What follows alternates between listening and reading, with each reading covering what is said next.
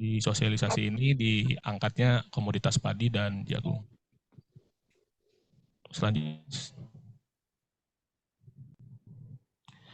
Baik, sebelum ke paparan, izinkan saya untuk memperkenalkan balai kami. Balai kami adalah BPSI Agroklimat dan Hidrologi Pertanian. BPS-nya itu Balai Pengujian Standar Instrumen. Kami mempunyai tugas melaksanakan pengujian standar instrumen agroklimat dan hidrologi pertanian. Fungsinya ada banyak.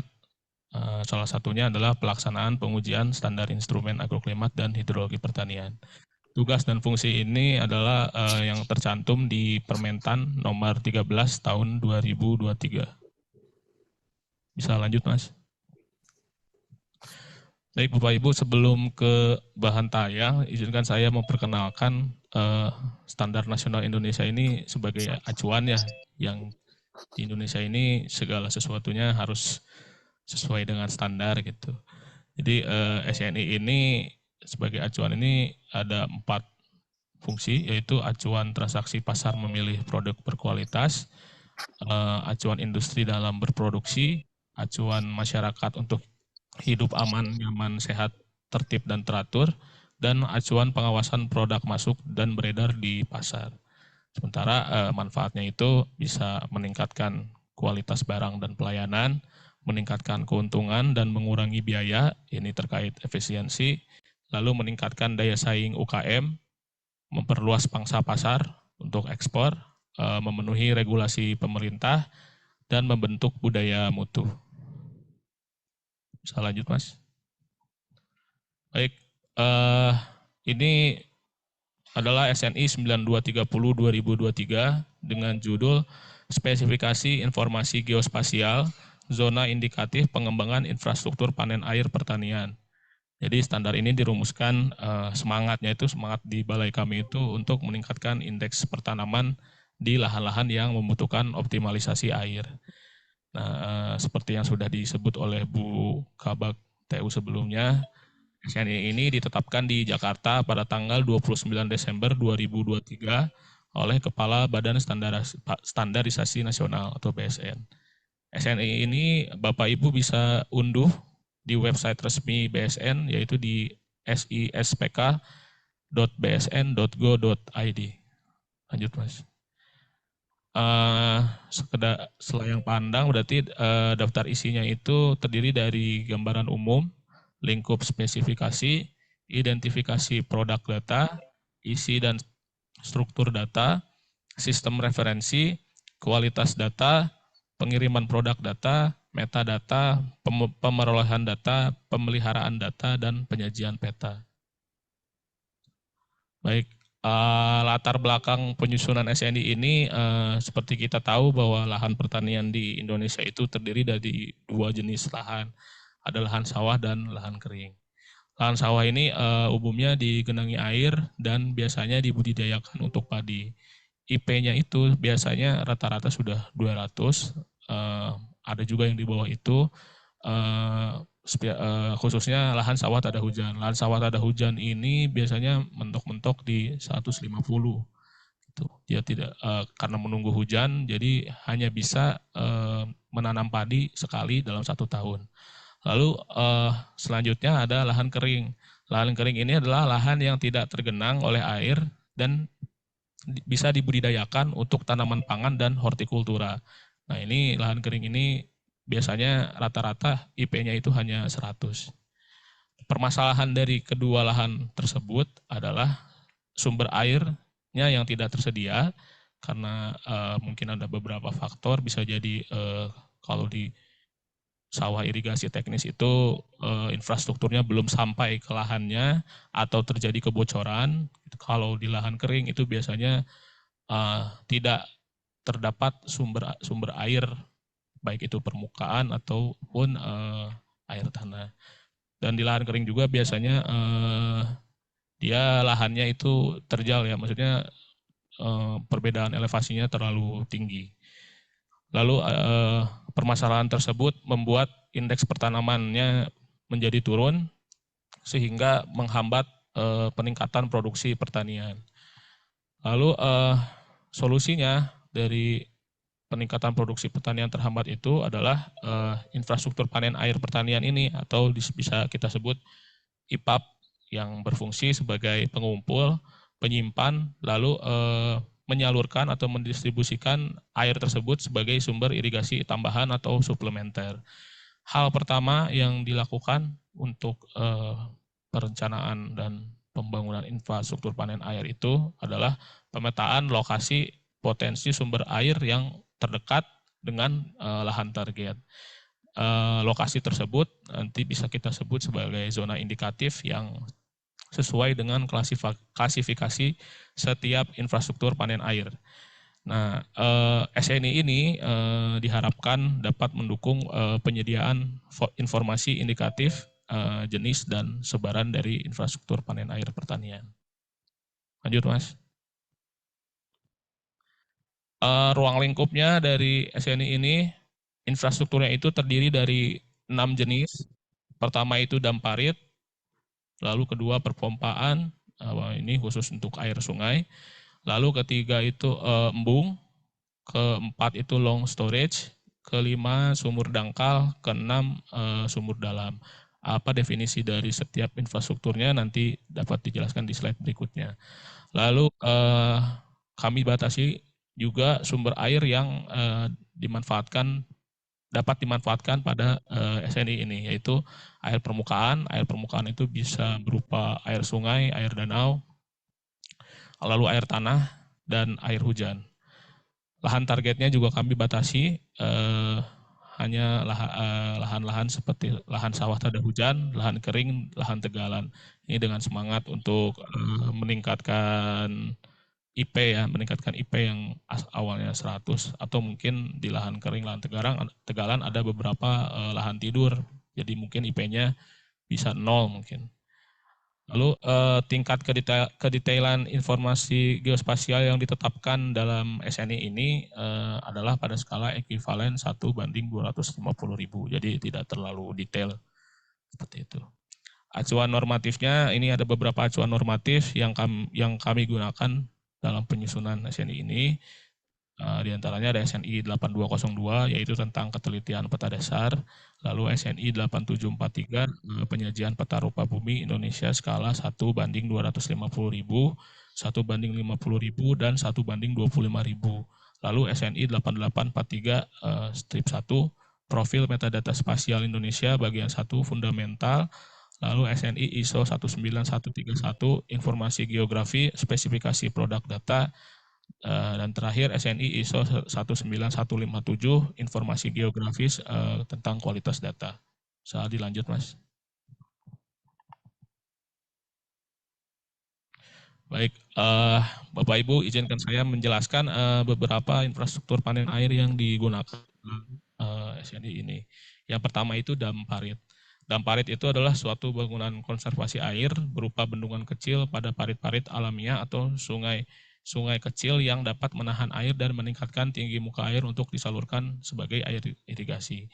Jadi dapat dikatakan dam parit ini sama dengan bendung ya kalau misalkan di sungai-sungai besar, tapi implementasinya itu di sungai atau saluran-saluran yang mempunyai lebar kurang dari 15 meter. Jadi seperti Bapak Ibu bisa lihat di gambarnya, di gambar yang sketsa itu dijelaskan bahwa sungai itu nanti yang asalnya mengalir secara alamiah dibendung untuk dinaikkan muka airnya, lalu setelah dinaikkan, air yang dinaikkan tersebut disalurkan ke bak-bak penampung seperti itu. Bak-bak penampung yang fungsinya untuk beberapa hal ya, bisa rumah tangga, bisa tanaman, atau bisa peternakan, tergantung tujuan kita membangun dam parit tersebut. Lalu yang kedua adalah perpompaan air sungai.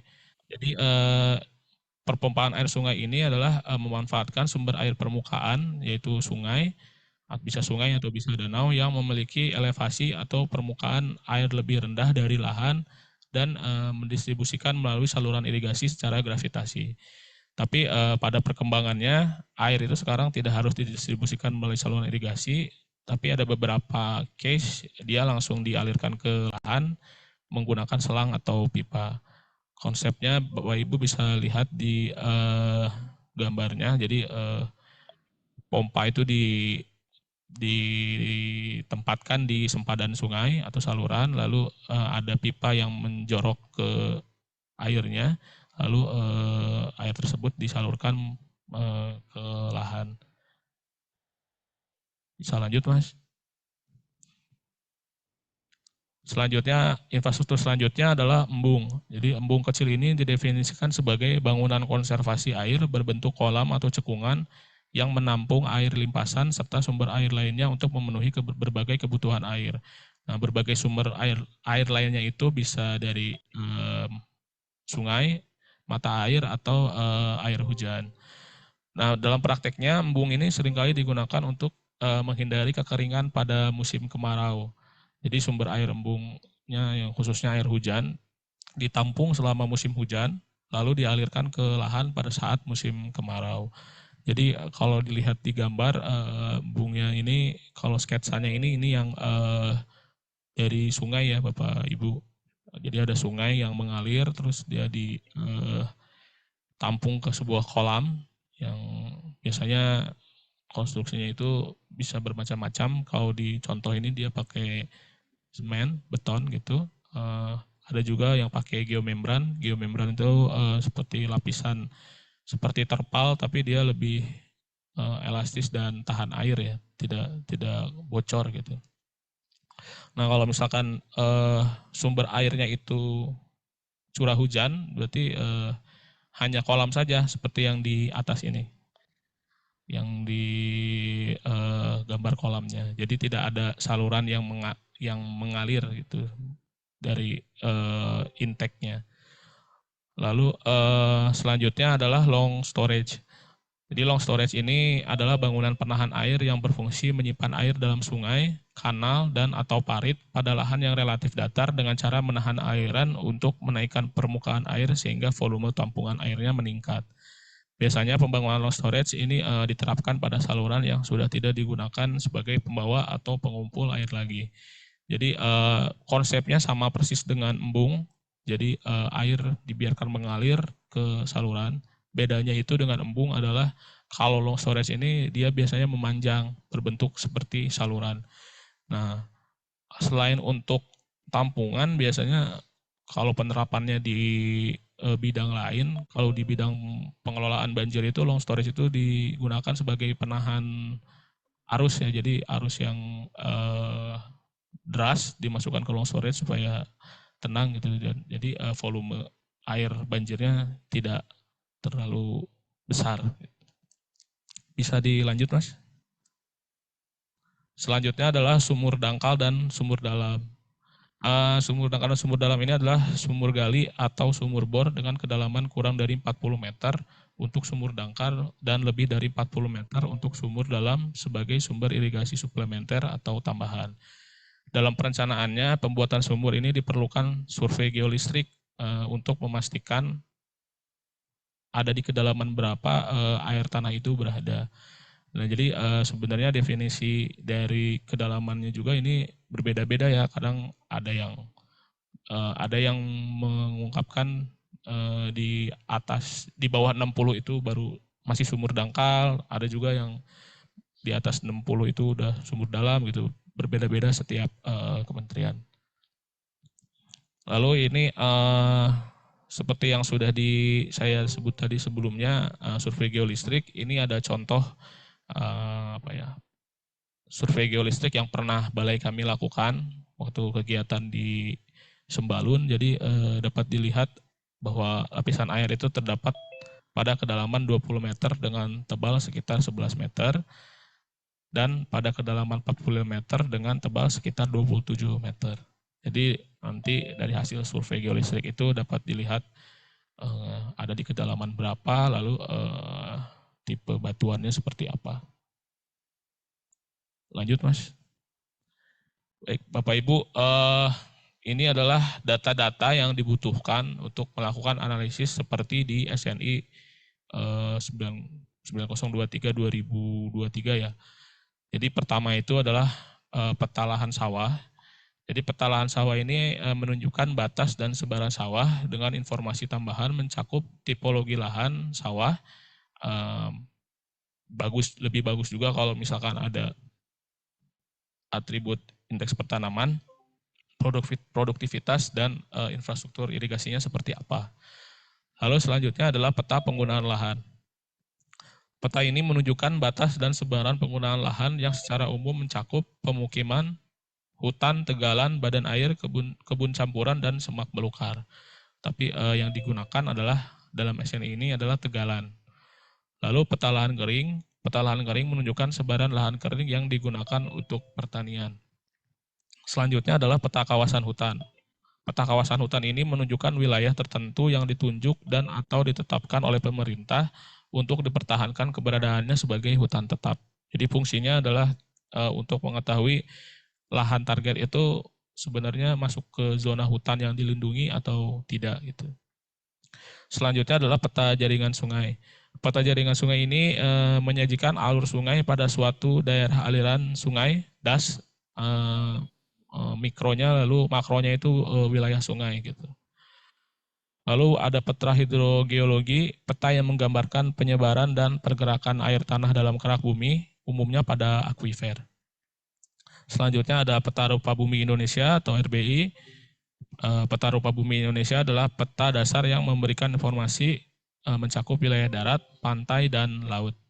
Tapi informasi yang digunakan dari peta RBI ini adalah batas administrasinya.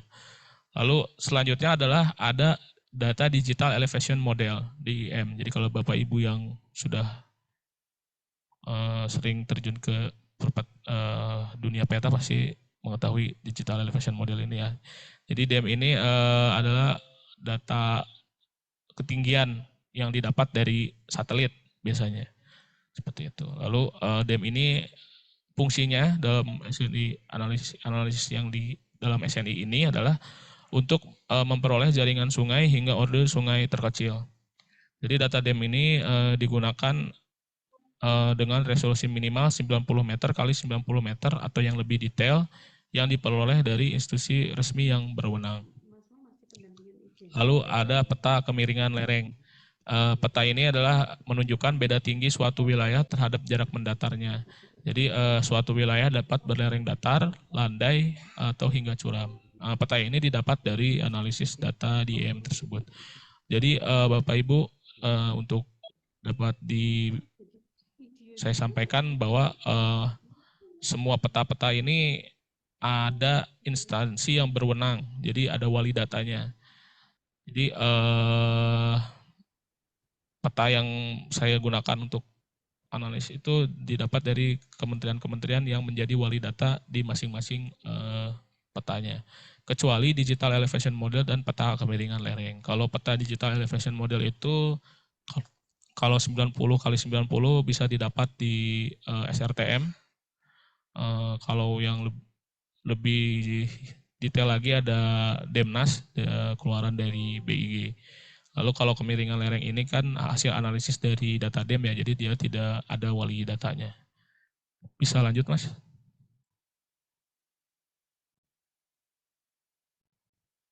Ya Bapak Ibu, ini contoh peta jaringan sungainya. Dapat dilihat bahwa ini untuk Provinsi Lampung, karena kemarin kami analisisnya untuk Provinsi Lampung, contoh analisisnya. Jadi Bapak Ibu dapat dilihat bahwa di Lampung itu ada 2 sungai besar yang mengalir ke Lampung gitu. Jadi ada Seputi Sekampung dan Mesuji Tulang Bawang. Ini untuk wilayah sungai Seputi Sekampung. Perlu diperhatikan, jadi setiap analisis yang dilakukan itu di provinsi tersebut ada beberapa sungai yang memang mengalir di 2 provinsi ya. Seperti ini contohnya Lampung, lalu ada juga contohnya di Bengawan Solo ya. Bengawan Solo itu kan hulunya di Jawa Tengah, mengalir di Jawa Tengah, lalu hilirnya itu di Jawa Timur gitu. Jadi perlu diperhatikan sungai-sungai yang mengalir di provinsi tersebut. Saya lanjut Mas. Lalu ini adalah peta hidrogeologi. Ini lembar Tanjung Karang yang Lampung. Jadi bisa dilihat, ini kurang jelas ya. Di sini ada keterangan jenis batuannya apa, lalu nanti ujung-ujung itu ada keterangan potensi debitnya berapa. Nah, informasi yang digunakan yaitu informasi dari produksi debitnya tersebut. Jadi kalau di analisis SNI ini yang digunakan itu adalah akuifer dengan produksi sedang dan produksi tinggi. Produksi sedang itu potensi debitnya itu 5 sampai 10 liter per detik. Kalau yang akuifer produksi tinggi itu lebih dari 10 liter per detik. Bisa lanjut, Mas? Nah, ini peta rupa bumi Indonesia lembar Tanjung Karang. Jadi ya seperti yang bisa lihat banyak ya, ada informasi sungai juga di sini, ada informasi jalan dan bisa lanjut, Mas. Ya, Bapak Ibu, ini tahapan pengolahan datanya memang sedikit memusingkan ya. Saya juga kalau baca, kalau orang baru pasti sedikit pusing. Jadi ini tuh tahapan-tahapan yang dilakukan. Jadi seperti yang tadi saya jelaskan sebelumnya, ada peta lahan sawah, peta penggunaan lahan, peta lahan kering, peta kawasan hutan, lalu peta RBI, peta hidrogeologi, peta DEM, dan peta jaringan sungai. Jadi peta lahan sawah, peta penggunaan lahan, peta lahan kering, peta kawasan hutan, dan peta RBI itu digunakan pada proses identifikasi lahan target. Untuk identifikasi lahan target tersebut, peta-peta tersebut diekstraksi informasi-informasinya. Jadi ada ekstraksi informasi lahan sawah tada hujan, lalu ekstraksi lahan tegalan, ladang, lalu ada ekstraksi lahan keringnya, ada ekstraksi kawasan hutan dan non-hutan, lalu ada pengambilan informasi batas administrasi. Informasi-informasi yang sudah diambil tersebut disatukan, atau istilah dari bahasa analisis spasialnya itu di union, akhirnya menjadi peta sawah tada hujan, lahan tegalan dan lahan kering. Nah, peta sawah tersebut yang di union lalu diintersek dengan batas administrasi dan batas kawasan hutan. Jadinya nanti menjadi peta lahan target pengembangan. Untuk peta hidrogeologi itu hanya di pengambilan informasi dari produksi si akuifernya. Nah, ini untuk analisis dam, jadi dam dan peta jaringan sungai itu dilakukan dam reconditioning. Jadi dam reconditioning ini adalah proses penempelan jaringan sungai ke dam tersebut gitu. Jadi fungsinya apa? Fungsinya itu untuk daerah-daerah yang sangat landai, karena kalau di yang daerah yang sangat landai itu dia nanti penggambaran sungainya itu kabur-kabur gitu, tidak sesuai dengan kondisi existingnya kalau tidak dilakukan proses dam reconditioning ini. Jadi makanya ada peta jaringan sungai yang ditempelkan ke dam itu supaya sungai yang mengalir di daerah-daerah landai itu sesuai dengan kondisi aslinya gitu. Lalu setelah dam reconditioning itu dilakukan filsing. Filsing itu proses jadi kalau dam itu kan ada di rasternya itu ada nilai-nilai yang sangat seperti jurang gitu ya. Itu tuh untuk filsing itu untuk memotong dan merata-ratakan gitu dari kondisi sekitarnya.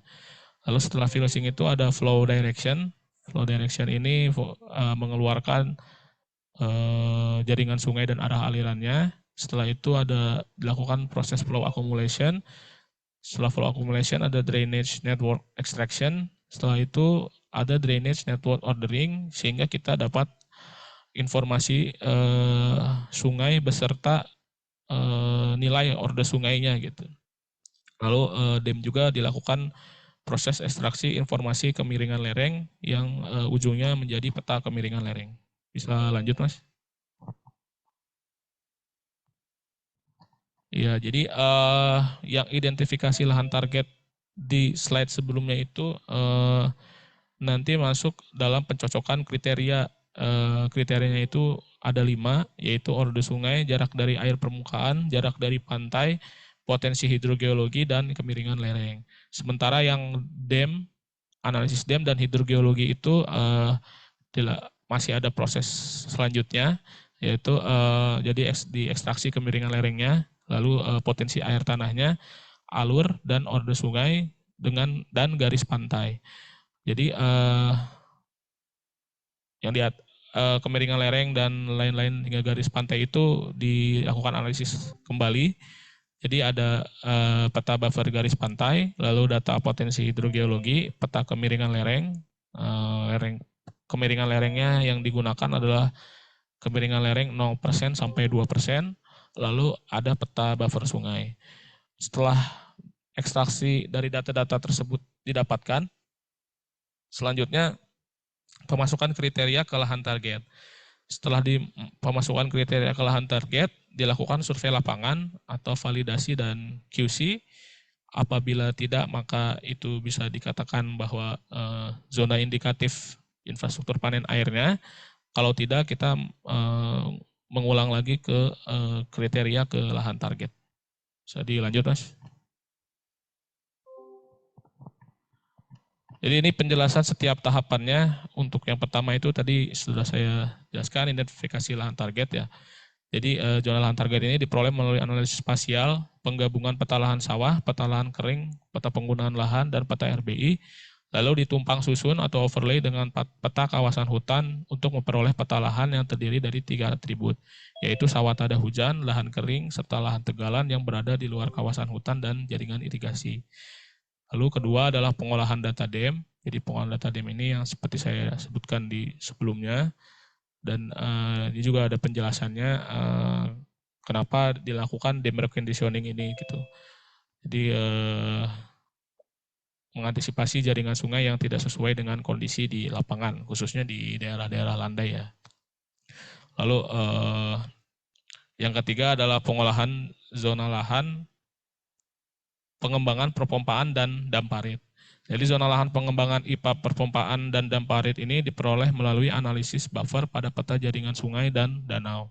Analisis buffer sejauh 500 meter dilakukan pada sungai Orde 1 hingga sungai Orde 3 dan danau untuk mendapatkan zona infrastruktur dam parit. Lalu analisis buffer sejauh 1.500 meter dilakukan pada sungai Orde 4 atau lebih besar dan danau untuk mendapatkan zona infrastruktur perpompaan. Jadi penentuan orde sungainya pun dilakukan menggunakan metode Strahler ya. Jadi metode Strahler itu sungai yang paling hulu itu dia angkanya paling kecil. Jadi makin ke hilir dia angkanya orde sungainya makin besar. Bisa dilanjut, Mas? Jadi ini contoh analisis orde sungai yang kami lakukan kemarin di Lampung ya. Jadi ada 6 orde sungai. Jadi yang orde 6 itu mungkin udah sungai yang seputih sekampung dan tulang mesujinya ya, mesujinya di situ. Seperti itu.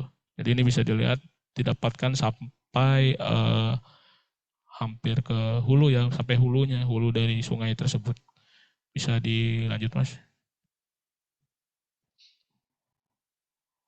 Selanjutnya ada nomor 4 itu adalah pengolahan zona lahan pengembangan sumur dangkal dan sumur dalam. Zona lahan pengembangan IPAP ini sumur dangkal dan sumur dalam diperoleh melalui analisis spasial tumpang susun peta hidrogeologi dengan peta lahan target pengembangan infrastruktur panen air. Lalu yang kelima adalah pengolahan zona lahan pengembangan IPAP long storage. Zona lahan ini pengembangan infrastruktur panen air long storage diperoleh melalui analisis buffer peta garis pantai sejauh 10 km, lalu dilakukan pemotongan dengan hanya mengambil hasil buffer yang mengarah ke daratan. Jadi karena buffer itu kan dia 10 km itu dia ada yang ke luar dan ada yang ke dalam. Diambil yang ke dalamnya saja. Lalu setelah itu di overlay dengan lahan target. Nomor 6 adalah pengolahan zona lahan pengembangan IPAP embung. Jadi zona lahan IPAP embung ini adalah lahan-lahan terpilih yang tidak mempunyai potensi air permukaan, air tanah, dan jarak dari pantai lebih dari 10 km. Sumber airnya itu hanya dari curah hujan atau mata air terdekat. Jadi kalau sekedar informasi aja, kalau sebelumnya curah hujan itu dimasukkan ke dalam kriteria, tapi setelah kami analisis, ternyata curah hujan di Indonesia itu daerah-daerahnya itu 95% daerah di Indonesia itu curah hujannya lebih dari 150 mm per bulan gitu. Dari rata-rata yang data BMKG. Jadi akhirnya kami tidak masukkan ke kriteria dengan anggapan bahwa semua daerah curah hujannya mencukupi untuk dibangun infrastruktur embung gitu. Jadi peta lahan target ini setelah di overlay dengan setiap potensi infrastrukturnya, lalu di overlay dengan peta kemiringan lereng, dengan kemiringan lereng yang dipakai adalah 0% sampai 2%. Bisa lanjut, Mas? Nah, ini kriterianya. Jadi yang nomor 1 itu adalah untuk jenis infrastruktur sumur dangkal. Kapasitas layanan irigasinya itu, ini kalau X dalam HM persegi itu adalah hektar ya. Jadi kemarin dalam penyusunan itu satuannya harus metrik, jadi hektar dirubah jadi HM persegi.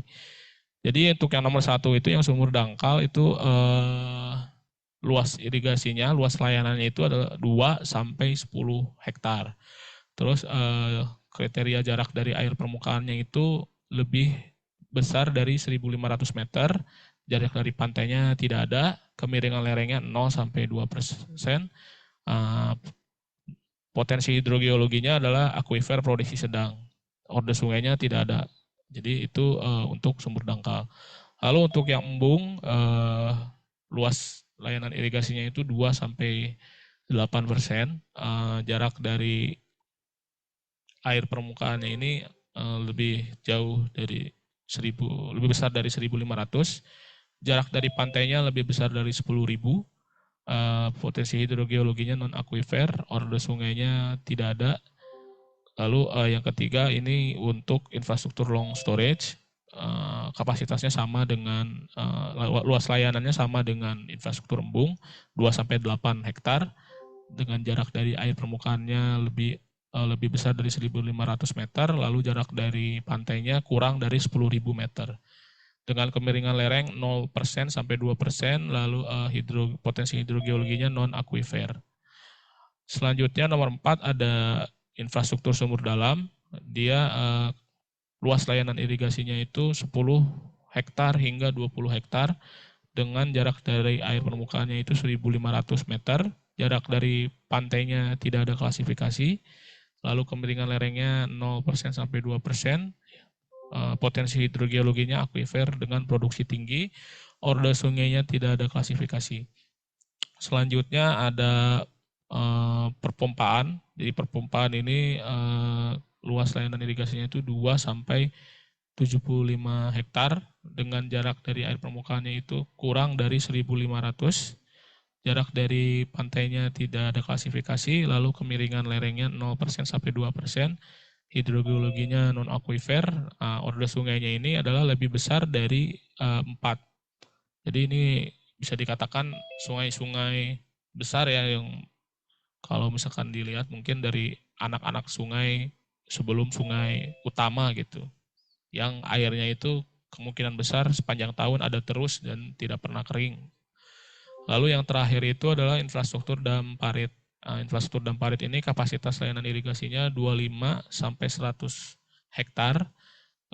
Jarak dari air permukaannya itu kurang dari 500 meter, jarak dari pantainya tidak ada klasifikasi, kemiringan lerengnya 0% sampai 2%, hidrogeologinya itu non akuifer, orde sungainya itu 3 sampai 1. Nah, ini untuk dam parit ini sungainya sungai-sungai yang di hulu ya, benar-benar sebelum anak-anak dari sungai utama gitu. Jadi diharapkan, harapannya sih kenapa dia layanan irigasinya paling besar ya, karena dia kan membendung lalu menampung ya, kemungkinan besar. Jadi diharapkan airnya itu ada terus, jadi bisa mengairi luas layanan yang lumayan luas gitu. Bisa dilanjut, Mas? Jadi ini ada aturan penyajiannya juga. Ini seperti dilihat ada infrastrukturnya, lalu warnanya seperti apa. Bisa dilanjut, Mas? Ya, Bapak Ibu, ini adalah peta contoh hasil analisis kami dalam penyusun SNI kemarin. Jadi kami lakukan analisis di Provinsi Lampung. Jadi bisa dilihat potensinya ini ada semua infrastruktur ya, dan ada di semua kabupaten gitu.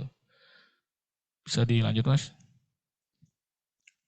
Ini skala kecamatan. Jadi ini Kecamatan Gunung Sugih, Kabupaten Lampung Tengah, Provinsi Lampung. Jadi bisa dilihat ini saya ambil contoh kecamatan yang ada semua potensi infrastrukturnya gitu. Jadi kalau yang abu-abu itu yang perpompaan, jadi bisa dikatakan yang kalau yang perpompaan itu berarti di pinggir-pinggirnya itu pasti sungai yang lumayan besar gitu. Nah, lalu ada dam yang merah itu dam parit, yang hijau itu sumur dangkal, yang warna apa itu? Kuning kuning muda ya, embung itu. Kuning muda itu embung, lalu long storage. Nah ini kenapa long storage nggak ada? Karena biasanya long storage itu penerapannya di daerah-daerah yang dekat pantai ya, yang lebih landai lagi gitu. Lalu yang oranye itu sumur dalam dan hijau itu sumur dangkal. Bisa dilanjut, Mas? Nah, ini contoh yang di dekat pantai di Kecamatan Kalianda, Kabupaten Lampung Selatan ya, Lampung Selatan kalau nggak salah. Ini bisa dilihat yang biru itu long storage. Jadi ada beberapa lahan-lahan yang berpotensi cocok untuk dikembangkan long storage di situ. Bisa dilanjut, Mas?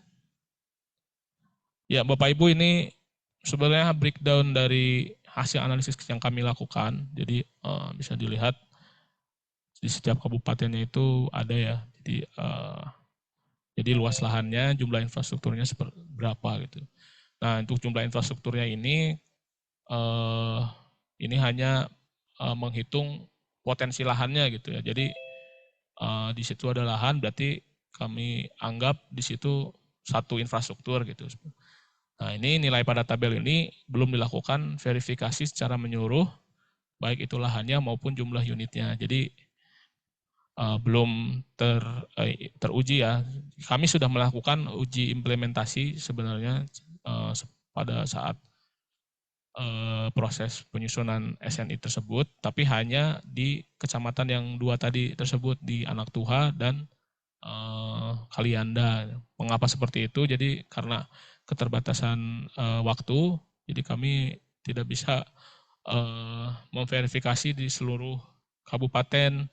Jadi kami hanya mengambil kecamatan-kecamatan yang ada potensi seluruh infrastrukturnya demi efisiensi waktu gitu. Bisa dilanjut, Mas? Nah, ini untuk yang perpompaan, sumur dalam dan sumur dangkal. Jadi kalau bisa dilihat potensinya lumayan besar ya. Jadi kalau misalkan lahan-lahan tersebut bisa IP-nya bisa naik, dapat membantu produksi pertanian di Lampung gitu. Bisa dilanjut lagi. Nah, Bapak Ibu, ini izinkan saya memberikan hasil uji implementasi yang sudah dilakukan oleh tim pada penyusunan SNI. Jadi uji implementasi ini dilakukan bersama dengan anggota Komisi Teknis 0701 yang dari BIG. Jadi ini yang disebutkan dalam PPT ini adalah hasil yang kami sepakati. BIG pun mengetahui dari kesimpulan dari uji implementasi tersebut. Jadi yang pertama itu hasil analisisnya kurang lebih 80 sampai 90% sesuai dengan kondisi existing di lapangan, baik lahannya maupun sumber airnya. Lalu kedua itu terdapat beberapa ketidakcocokan karena perubahan tata guna lahan. Kebanyakan lahannya udah berubah jadi kebun sawit, perumahan, bahkan ada beberapa lahan juga yang sebenarnya dia adalah lahan sawah irigasi teknis. Nah, ini mungkin pada saat pembuatan data lahannya itu dia tidak ada jaringan irigasi teknis, tapi setelah berjalannya waktu ternyata dibangun irigasi teknis gitu ke lahan tersebut. Jadi solusinya kami dan BIG juga sepakat untuk menghindari ketidakcocokan itu adalah dengan menggunakan data-data masukan yang update kurang lebih 5 tahun terakhir. Tapi ya di Indonesia sedikit sulit ya Bapak Ibu untuk 5 tahun terakhir tersebut gitu. Lalu poin selanjutnya adalah analisis ini tidak memasukkan parameter ketinggian atau elevasi sehingga perlu dilakukan validasi lapangan. Jadi validasi lapangan ini untuk memastikan bahwa sumber air itu berada di elevasi yang lebih tinggi daripada lahan agar infrastruktur dapat mengalirkan air ke lahan secara gravitasi. Tapi dalam perkembangannya itu justru sumber air justru lebih kadang-kadang lebih tinggi bawah ya, lebih di bawah daripada lahan. Nah itu bisa diakali dengan pompa biasanya seperti itu. Lanjut Mas. Nah ini dokumentasinya bisa dilihat paling kiri itu lahan potensi damparit. Lahannya ada waktu kami kunjungi. Lalu sumber airnya juga ada seperti lihat di bawah fotonya. Jadi tapi kemungkinan ini sumber airnya sumber air yang kami waktu kemarin survei itu memang dalam kondisi kering. Jadi sebenarnya kondisi yang baik gitu karena kita dalam kondisi kering kita bisa tahu airnya ada atau tidak gitu. Nah, dalam kondisi kering ini airnya masih ada dan mungkin bisa dimanfaatkan untuk dibendung memakai damparit untuk selanjutnya dialirkan ke lahan-lahan.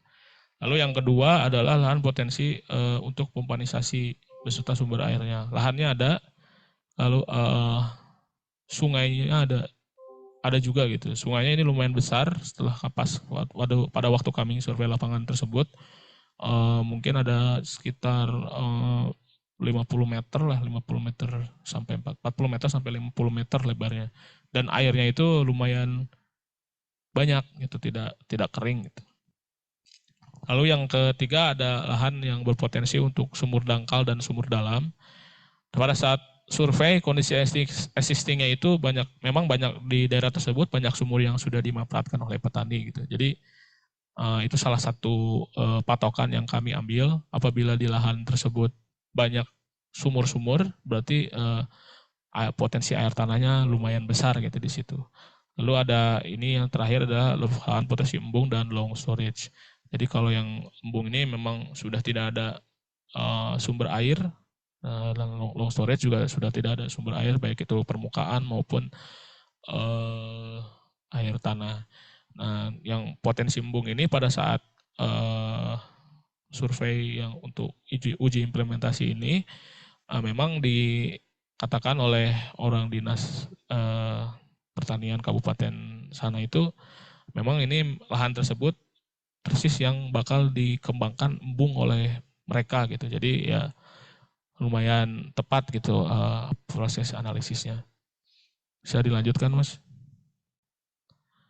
Jadi ini adalah penutup dari yang sudah saya jelaskan sebelumnya. Jadi seperti yang sudah saya jelaskan sebelumnya, jadi hasil analisis ini merupakan zona indikatif ya Bapak Ibu.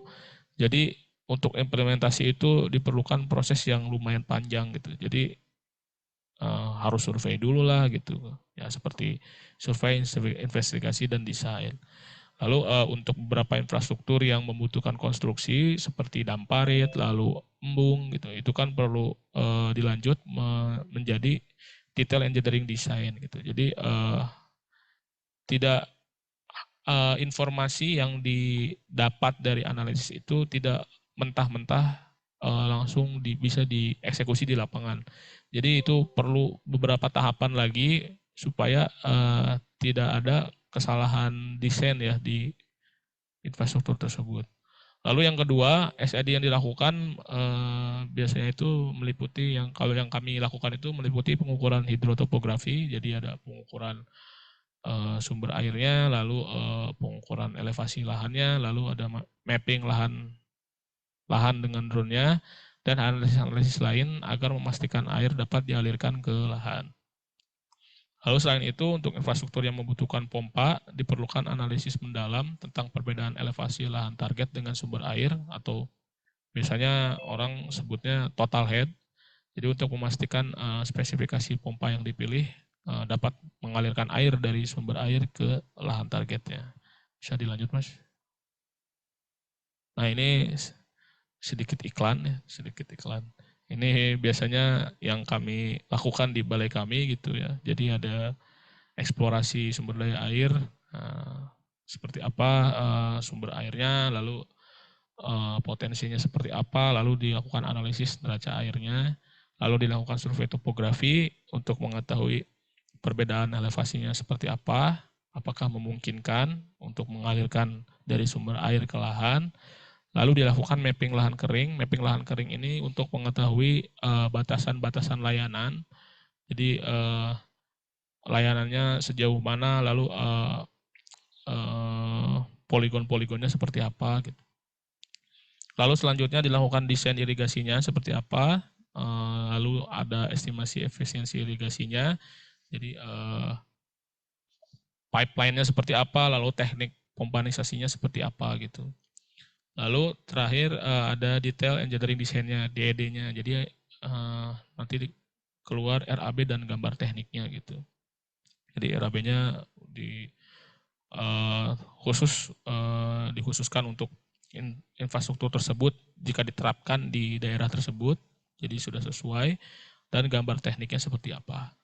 Lalu setelah itu mungkin bisa dapat diterapkan di aplikasi irigasi hemat airnya seperti apa. Kalau untuk padi sih biasanya kalau saya berkaca ke PSP itu dia langsung dialirkan pakai pipa saja ya. Pipa, entah itu pipa spiral atau pipa PVC langsung ke lahan. Kalau untuk padi seperti yang kalau untuk jagung seperti yang kami sudah lakukan di beberapa kasus di sebelumnya itu pakai hose spray gitu, irigasi hemat air ya. Dilanjut, Mas. Terima kasih Bapak Ibu, mungkin itu yang bisa saya sampaikan. Selanjutnya saya kembalikan ke Pak Moderator. Terima kasih. Assalamualaikum. Salam. Baik, terima kasih kepada Mas Adrian Munaf ya telah memaparkan materi. Baik Bapak Ibu, sebelumnya saya ingin mengingatkan bahwasannya untuk terkait dengan daftar hadir, kemudian untuk memperoleh sertifikat, mohon untuk dapat mengisi kuesioner yang sudah kami lampirkan di kolom chat untuk dapat diisi oleh Bapak Ibu. Baik, selanjutnya kita akan memasuki sesi diskusi pertanyaan terkait dengan materi apa yang sudah disampaikan oleh narasumber kita pada pagi hari ini. Dimohon untuk Bapak Ibu untuk dapat bertanya terkait dengan materi terlebih dahulu di kolom chat agar kami bisa dapat membaca terkait dengan pertanyaan apa yang ditujukan Bapak Ibu. Baik, tanpa mengurangi waktu yang akan berjalan, direncanakan kegiatan BIMTEK pada pagi hari ini direncanakan akan sampai dengan jam 11 ya Bapak Ibu ya. Jadi kita masih punya spare waktu yang cukup ini untuk bertanya dan mudah-mudahan bisa semua terakomodir jawaban Bapak Ibu oleh narasumber pada pagi hari ini. Baik, kepada Pak Adrian ini tadi sudah menjelaskan banyak cerita terkait dengan materi yang cukup sebetulnya sangat penting ya Bapak Ibu ya, mengingat kita terkait dengan standar baik itu infrastruktur sumber daya air itu kita masih banyak kekurangan di apalagi menghadapi yang era perubahan iklim, kemudian kita membutuhkan banyak sekali sumber-sumber informasi yang untuk mendukung terutama ya kaitannya dengan teknologi-teknologi air ya, teknologi panen air untuk irigasi kita. Nah, mungkin dari semua yang bisa dipaparkan, dirangkum itu kita bisa sedikit nanti sharing terkait dengan di wilayah Bapak Ibu mungkin bisa juga dimanfaatkan standar ini yang nantinya juga baik untuk peningkatan IP ya, khusus untuk jagung ataupun padi. Karena dengan adanya standar ini paling tidak minimal kita bisa mengetahui areal kita di mana kita bisa mulai untuk mengembangkan potensi-potensi air yang tadinya tidak termanfaatkan pada musim hujan, banjir, kemudian air kemudian hilang begitu saja tanpa ada penampungan. Pada saat musim kemarau kita kesulitan untuk mendapatkan air. Nah, jadi ini bisa menjadi zona indikatif awal untuk dapat bisa merencanakan pengembangan infrastruktur ke depannya. Nah, ini baik Bapak Ibu, ini ada salah satu pertanyaan mungkin bisa terlebih dahulu ditanggapi oleh Pak Adrian, nanti dijawab terlebih dahulu, kemudian nanti jika ada tanggapan mungkin dari penanya bisa menjawab kembali. Nah, ini ada pertanyaan dari Nurfianto Giar, izin bertanya Pak Adrian.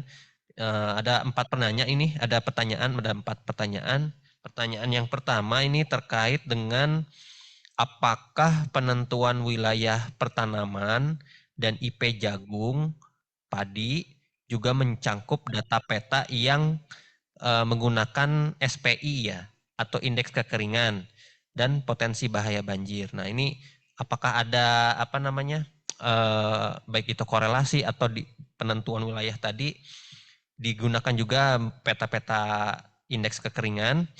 Itu pertanyaan pertamanya. Terus kemudian yang pertanyaan keduanya, bagaimana pertimbangan peta IP jagung atau padi dengan analisis ketersediaan air irigasi pada lahan kering yang jauh dari das dan memanfaatkan air tanah. Ini bagaimana mempertimbangkan itu ya dengan analisis ketersediaannya? Apakah ada hubungannya dengan peta tadi yang kita zona itu?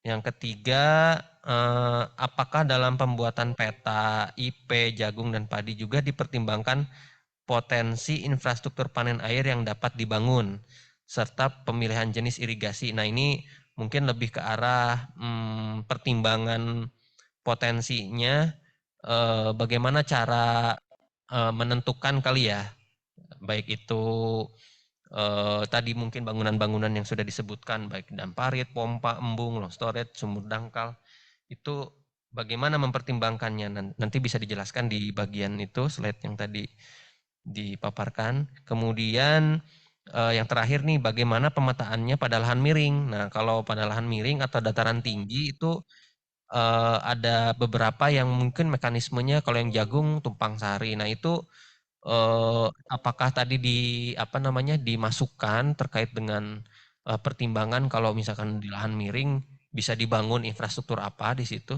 Nah, monggo untuk pertanyaan itu Pak Adrian mungkin bisa dijawab dulu satu-satu ya Pak. Mungkin dari pertanyaan keempat itu yang bisa dijawab terlebih dahulu. Baik, tes. Baik, terima kasih Pak Muhar. Izin saya menjawab nomor 1 ya. Kalau untuk yang nomor 1 itu kami belum memasukkan indeks kekeringan dan potensi bahaya banjir. Jadi mungkin ini bisa menjadi masukan juga di analisis selanjutnya, nanti lahannya setelah lahan potensi itu sudah didapatkan, mungkin bisa di overlay dengan data-data itu gitu. Jadi kita bisa meminimalisir kembali luasan lahannya gitu. Karena lahannya jadi lebih apa ya istilahnya, jadi lebih mengecil lagi, yang dapat dikembangkan kita bisa tahu gitu ya. Lalu nomor dua ini biasanya sih kalau misalkan ketersediaan air ya, kalau air permukaan itu kita pakai analisis Q80 ya, debit andalan gitu. Jadi debit andalan Q80 ini kalau penjelasan simpelnya itu debit yang selalu ada yang selalu mengalir di sungai gitu, mau apapun itu kondisinya. Jadi istilahnya kalau lagi musim kering, debit dengan nilai dari analisis itu ada di sungai gitu. Nah, itu untuk yang pompa ya, yang dari sungai. Lalu untuk kalau yang air tanah itu biasanya sih kita melakukan pumping test ya. Jadi pompanya ini yang kita inginkan itu biasanya bisa mengeluarkan air berapa liter per detik gitu. Jadi setelah itu nanti kita coba hitungkan dengan luasannya seperti apa gitu. Jadi apakah misalkan dengan debit pompa setelah pumping test debit yang keluar dari pompa itu 1 liter per detik. Nah, apakah nanti kita lakukan analisis ulang dengan mencantumkan luas lahannya. Jadi apakah dengan debit seperti itu seluruh lahan bisa terairi gitu. Lalu yang nomor 3 itu pertimbangannya ya potensi infrastruktur. Jadi kalau misalkan untuk yang perpompaan itu pertimbangannya itu asalkan ada sungai yang mengalir terus, bukan mengalir ya, ada airnya terus setiap tahun itu cocok untuk perpompaan, untuk yang pompa. Begitupun yang damparit. Tapi damparit ini biasanya sedikit lebih tricky ya karena sungai yang di hulu-hulu itu kadang ada yang hanya sungai satu musim lah atau cuman alur sungai gitu. Jadi ada airnya itu ketika ada airnya ketika hujan gitu. Jadi nah ini biasanya sih triknya jadi ya seperti embung itu. Jadi pada waktu ada hujan kita alirkan airnya ke penampungan-penampungan sebanyak mungkin. Jadi untuk mengantisipasi ketika musim kering datang gitu, ketika sungai yang dijadikan damparit itu kering gitu, seperti itu. Lalu untuk yang sumur, kalau yang sumur itu lebih simpel lagi. Biasanya kalau dari kami sih melihat kalau di sekitarannya itu ada sumur existing, mau berapapun itu kedalamannya, kemungkinan besar potensi air tanahnya di sana itu tinggi gitu. Jadi air tanahnya itu ada. Tapi memang kalau untuk air tanah, kalau kita tidak melakukan geolistrik itu seperti membeli kucing dalam karung ya. Jadi kita nggak tahu gitu kedalamannya berapa. Meskipun pasti ada air tanahnya, tapi itu kan kalau kita tahu kedalamannya berapa, itu kan jadi kita bisa menghitung kebutuhan biaya yang kita butuhkan untuk membangun infrastruktur tersebut gitu ya. Jadi seperti itu. Lalu kalau untuk yang embung ya memang pada prakteknya ini embung memang adanya itu di gunung-gunung yang memang daerah atas gitu ya, di gunung-gunung yang memang tidak ada potensi air permukaannya sama sekali gitu. Seperti itu. Nah, long storage ini biasanya memang tips triknya itu memang biasanya di daerah landai dekat-dekat pantai sih itunya penerapannya. Cocoknya memang lebih cocok di situ. Pertanyaannya tadi nomor 4. Mas, bagaimana pemetaannya pada lahan miring di dataran tinggi dan Oh iya, kalau untuk pemetaannya pada lahan miring ini kami belum jadi SNI ini tidak mencakup ke sana karena biasanya itu kalau implementasi di lapangan kalau misalkan sudah terlalu beda tingginya gitu ya kemiringan lerengnya biasanya kami mencari lahan lain gitu yang lebih landai dan memungkinkan untuk seperti itu. Tapi kalau untuk mungkin ada kasus-kasusnya gitu ya yang memang gimana ini lahannya sudah miring dataran tinggi terus seperti apa mungkin bisa pakai embung atau sumur dangkal atau mungkin ada sungai-sungai yang bisa dipompa juga. Tapi kalau untuk pompa dari sungai itu perlu diperhatikan spek pompanya gitu ya karena kemungkinan besar dia total kemiringan, total headnya, total perbedaan elevasinya itu lumayan besar gitu. Jadi bisa jadi perbandingannya dengan spek pompa yang misalkan spek pompa 2 inci gitu ya. Di lahan landai itu dia bisa mengairi 20 hektar, tapi nanti di lahan miring itu dia hanya bisa mengairi 10 hektar gitu, karena kemampuannya itu lebih besar, kemampuan menyedot dan mengalirkan pompanya itu lebih besar termakan oleh perbedaan headnya itu gitu, perbedaan elevasinya. Mungkin seperti itu Pak Nurfianto Giar ya. Kembali ke Pak Moderator. Baik, tadi sudah sedikit diulas ya Pak, terkait dengan baik itu peta kekeringan ataupun peta bahaya banjir itu merupakan salah satu apa namanya, analisis lanjut mungkin ya Pak. Jadi zona C ini, SNI ini merupakan metode awal untuk paling tidak mengidentifikasi zona-zona yang bisa dikembangkan dengan 6 infrastruktur tadi yang disebutkan, dam parit, pompanisasi, embung, kemudian loan storage, sumur dangkal ataupun sumur dalam, berdasarkan spasial-spasial yang tadi kita sudah lihat metodenya secara tumpang tindih sehingga menghasilkan zona-zona tertentu, baik itu yang sudah disebutkan. Nah mungkin pertanyaan yang kedua terkait dengan analisis ketersediaan air itu juga sudah dijelaskan bahwasanya memang kalau analisis ketersediaan itu juga salah satu metode analisis yang berbeda dengan zonasi yang sudah dipaparkan, sehingga itu menambah paling tidak keakurasian terkait dengan nanti jika dikembangkan sistem irigasi yang lebih kompleks ataupun terkait dengan neraca, baik itu bangunan airnya itu sendiri juga butuh analisis-analisis itu tersendiri.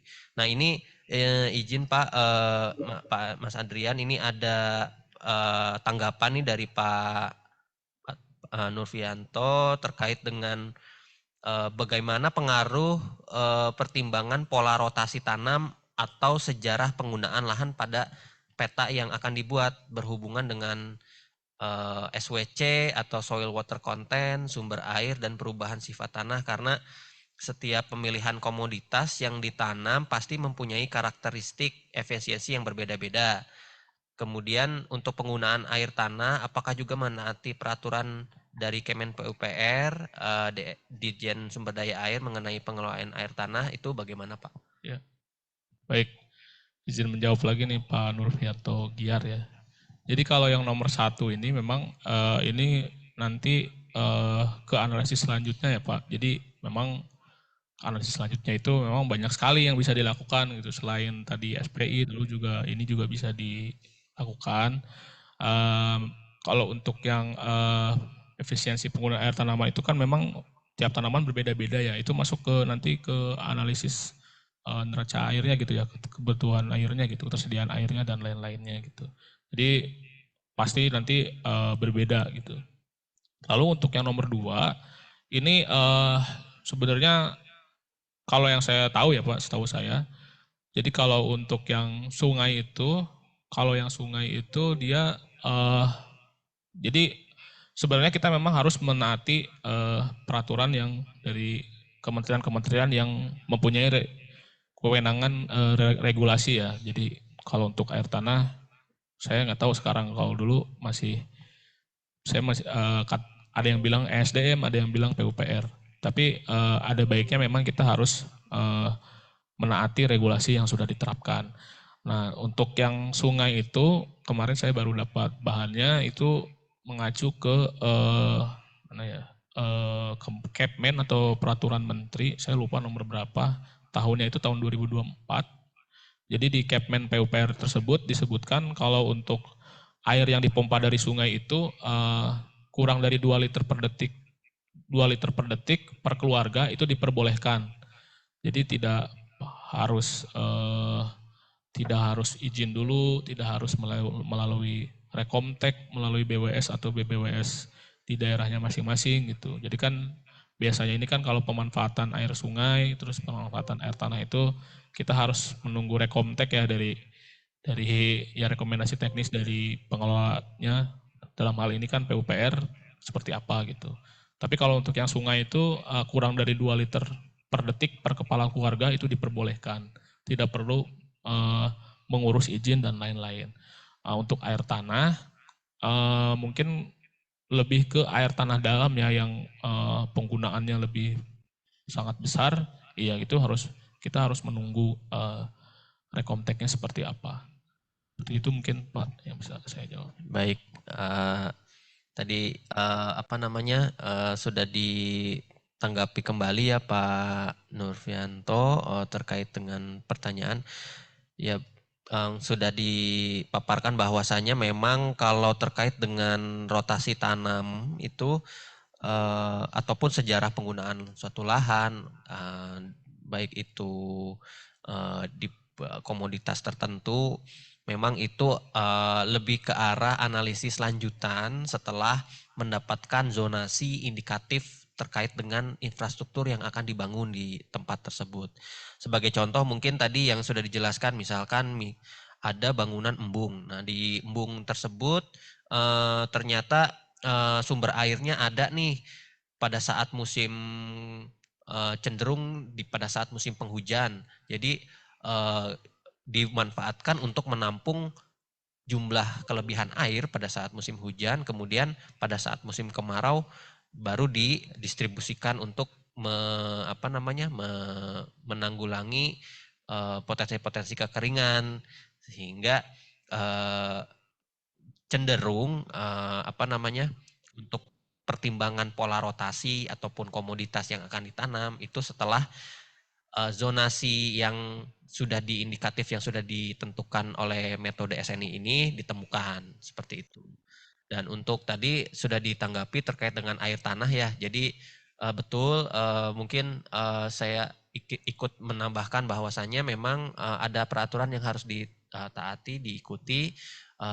Pada dasarnya memang mungkin lebih ke arah air tanah sebagai potensi terakhir, jalan keluar terakhir dari infrastruktur-infrastruktur yang kalau bisa lebih didahulukan seperti penampungan, panen air dan sebagainya di mana memang air tanah dalam yang lebih daripada 40 itu butuh izin-izin ya Bapak Ibu yang harus ditempuh. Namun pada dasarnya memang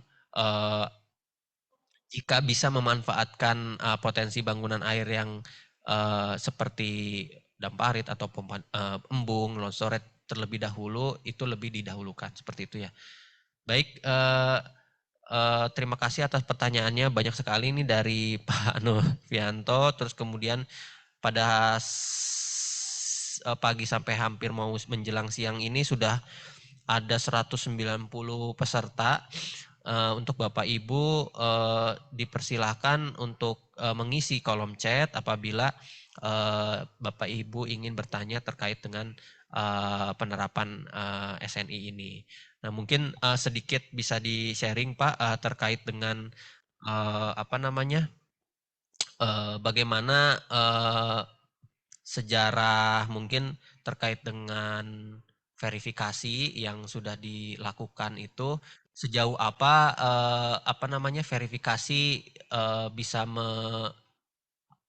menambah akurasi ya Pak terkait dengan penerapan SNI karena ini nanti mungkin dipakai juga nih mungkin oleh para stakeholder ataupun para di luar sana yang memang pada saat ini sekarang lagi gencar-gencarnya perubahan iklim nih dan rencananya mungkin info dari BMKG katanya mulai maju nih bahwa menghadapi musim kering kemarau ini di sebagian Pulau Jawa ini mungkin antara bulan April atau Mei. Nah ini bagaimana Pak terkait dengan akurasi yang sudah dilaksanakan, apakah bisa mewakili gitu terkait dengan nantinya ke depannya dilakukan teman-teman di lapangan. Sembari kita menunggu pertanyaan selanjutnya ya dari teman-teman dari peserta BIMTEK.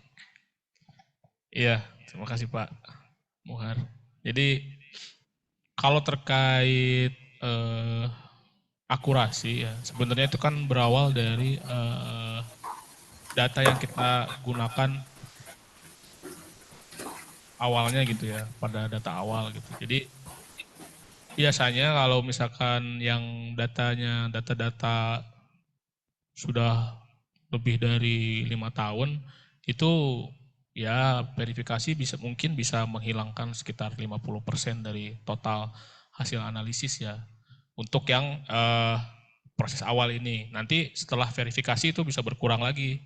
Mungkin bisa ya 20%, 30% lah. Jadi kita bisa tahu gitu mana lahan yang benar-benar bisa dikembangkan dan mana yang ternyata setelah hasil verifikasi lebih jauh itu kurang meyakinkan gitu, seperti itu. Nah, idealnya memang kalau tidak mau ada verifikasi lagi, mungkin lahannya itu bisa memakai lahan-lahan yang memang hasil digital dari Bapak Ibu sendiri gitu. Hasil ya poligon-poligonnya itu poligon dari hasil pembuatan sendiri. Jadi itu lebih baik lagi, itu lebih tepat lagi gitu nanti hasil analisisnya.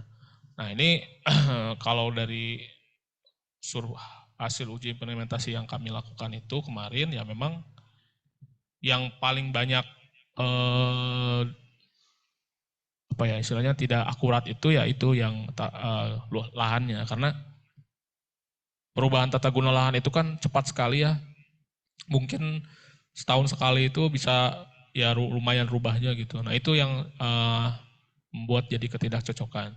Kalau untuk misalkan potensi hidrogeologi gitu ya, sejauh ini sih dan kami sudah terapkan juga di lapangan, memang daerah-daerah yang berpotensi akuifernya itu di kondisi lapangan itu dia banyak sumur gitu di situ gitu. Jadi itu sih kayaknya saya tidak perlu terlalu ini gitu. Itu karena datanya kayaknya sudah on point, sudah tepat. Lalu mungkin jaringan untuk yang sungai mungkin ini juga perlu diperhatikan juga karena eh, sungai-sungai yang orde 1 sampai orde 3 itu di atas itu ya seperti yang saya sebutkan tadi itu banyak sungai-sungai yang ternyata memang hanya alur sungai lah, hanya atau sungai satu musim, sungai satu garis gitu. Jadi airnya memang tidak ada sepanjang tahun. Nah, itu perlu peninjauan yang berulang mungkin ya untuk memastikan jadi supaya kita dalam membangun infrastrukturnya itu tidak eh, ya tepat gitu ya, tidak tidak salah pemilihan. Seperti itu mungkin Pak dari saya. Iya, jadi sudah jelas sekali ya Bapak Ibu ya tadi begitu terkait dengan akurasi, terus kemudian jadi bisa jadi ini jadi apa namanya sebagai bahan untuk Bapak Ibu untuk mencoba di wilayahnya, baik itu nanti mungkin sebagai data awal apabila ingin dikembangkan, memang kegiatan verifikasi diperlukan untuk menambah tingkat akurasi ataupun kepercayaan terkait dengan lokasi yang akan dikembangkan. Nah, baik Bapak Ibu, sekali lagi saya selaku moderator mengingatkan terkait dengan Bapak Ibu untuk absensi pada link yang sudah eh, kita share di kolom chat. Kemudian juga untuk memperoleh sertifikat, kami mohon untuk dapat mengisi kuesioner yang sudah kami sertakan di kolom chat. Baik itu kemudian juga untuk link materi Bapak Ibu bisa mengunduh di link yang sudah kami share. Baik, mungkin apabila ada lagi pertanyaan dari Bapak Ibu, kami persilahkan untuk terkait dengan standar yang kami apa namanya kita sertakan, Bapak Ibu bisa unduh di linknya BSN agar bisa dapat dibaca terkait dengan standar yang sudah terbit ini dan juga sebagai apa namanya modal awal di wilayah Bapak Ibu untuk dapat bisa dikembangkan ya terkait dengan teknologi-teknologi panen air ini sehingga IP bisa meningkat, kemudian sudah tidak ada lagi kendala terkait dengan uh, kekurangan air pada saat menghadapi musim kemarau. Uh, mungkin dari pertanyaan dari Bapak Ibu, kami persilahkan jika masih ada, atau mungkin dari penanya yang ingin menggunakan apa namanya, langsung mulai voice juga bisa. Kami persilahkan pertanyaannya dari Bapak Ibu.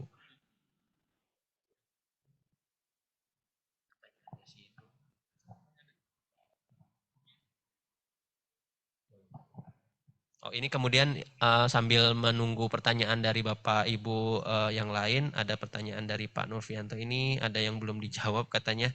Ini Pak Munaf terkait dengan peta ini berhubungan dengan pemilihan jenis irigasi. Oh, ya. Izin menjawab ya Pak Nurfianto Giar. Maaf sebelumnya mungkin kelewat. Jadi sebenarnya kalau analisis ini tidak berhubungan Pak dengan pemilihan jenis irigasi. Pemilihan jenis irigasi itu nanti dilakukan di analisis selanjutnya. Jadi sebenarnya kan pemilihan jenis irigasi kan tergantung dari tanamannya ya. Jadi sebenarnya gitu. Kalau padi sih biasanya di PSP juga jarang ada yang pakai sprinkler dan lain-lain. Dia pasti langsung menggelontorkan air ke sungai gitu. Nah kalau untuk yang jagung itu mungkin nanti bisa pakai hose spray seperti yang pernah kami lakukan sebelumnya gitu. Terus kalau misalkan untuk tanaman-tanaman lain mungkin bisa ada yang pakai drip, pakai dan yang lain. Jadi kalau untuk uh, kaitannya dengan peta ini sudah berhubungan dengan pemilihan jenis irigasi belum Pak jawabannya.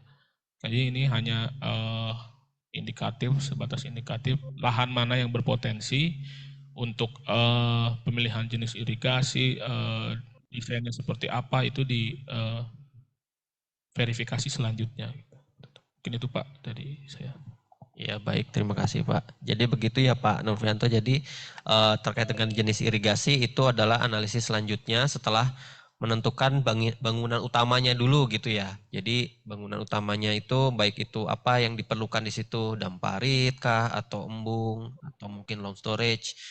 Baru setelah itu dipilih sesuai dengan jenis komoditas yang akan ditanam. Tadi sudah paparkan bahwasanya apabila misalkan sawah mungkin lebih ke arah irigasi saluran terbuka ya. Jadi saluran-saluran menggunakan jaringan irigasi saluran terbuka ataupun kalau misalkan ternyata lahan yang dikembangkan ternyata komoditas jagung yang membutuhkan efisiensi air yang tinggi bisa menggunakan jenis irigasi tertutup menggunakan pipanisasi ya. Jadi bisa menggunakan teknologi itu baik itu sprinkle ataupun mungkin drip atau misalkan ternyata lebih cocok dengan menggunakan big gun sprinkle yang potensinya bisa memanfaatkan tadi keenam infrastruktur air tersebut. Nah, jadi begitu Pak terkait dengan pemilihan jenis irigasi disesuaikan dengan komoditas yang ditanam baik itu padi ataupun jagung. Seperti itu Pak. Baik Bapak Ibu, barangkali sekarang sudah akan mau mendekati jam 10.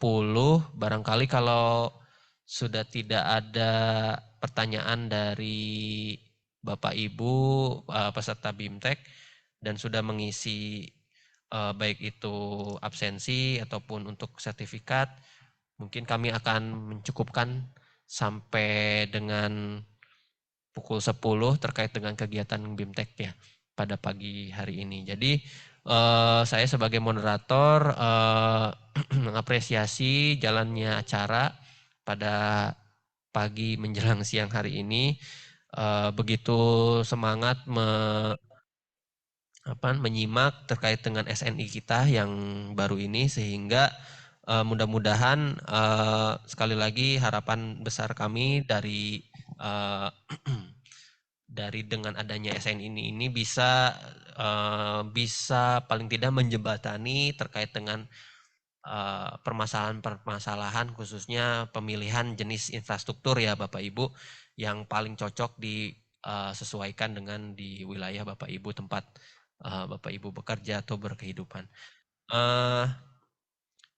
Baik, tanpa berlama-lama mungkin jika tidak ada lagi pertanyaan dari Bapak Ibu, mungkin kita cukupkan terkait dengan BIMTEK pada pagi hari ini. Jika ada pertanyaan mungkin selanjutnya mungkin bisa melalui alamat email kami ya tadi yang sudah dipaparkan ke BSIP ataupun bisa melalui kantor kami mohon di share tadi Mas. Nah ini bisa menggunakan telepon di 0251 8312 760. Bentar.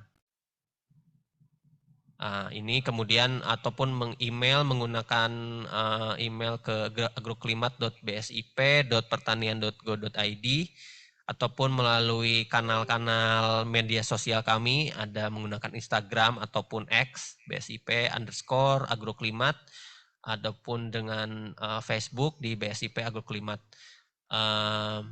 ataupun mengunjungi langsung ke kantor kami di Jalan Tentara Pelajar nomor 1A Cimanggu Bogor.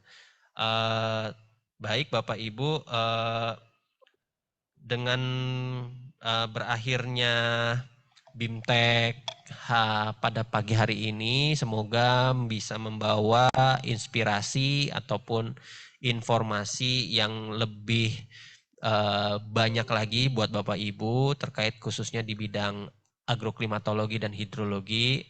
Besar harapan kami bisa menjadi awal pertemuan, silaturahmi dan diskusi untuk kedepannya akan ada hadir lagi BIMTEK selanjutnya yang lebih besar lagi dan juga lebih kompleks lagi terkait dengan pertanian. Baik, kita haturkan terima kasih kepada seluruh panitia yang sudah membantu kami dan juga kepada seluruh jajaran BBPSI SDLP dan juga Kementerian Pertanian serta Bapak Ibu yang hadir sudah hadir meluangkan waktunya untuk menyimak dan mendengarkan terkait dengan BIMTEK pada pagi hari ini. Untuk itu saya tutup. Wabillahi taufik wal hidayah. Wassalamualaikum warahmatullahi wabarakatuh. Selamat menjalankan ibadah puasa buat Bapak Ibu yang sedang menjalankannya. Selamat pagi. Assalamualaikum warahmatullahi wabarakatuh.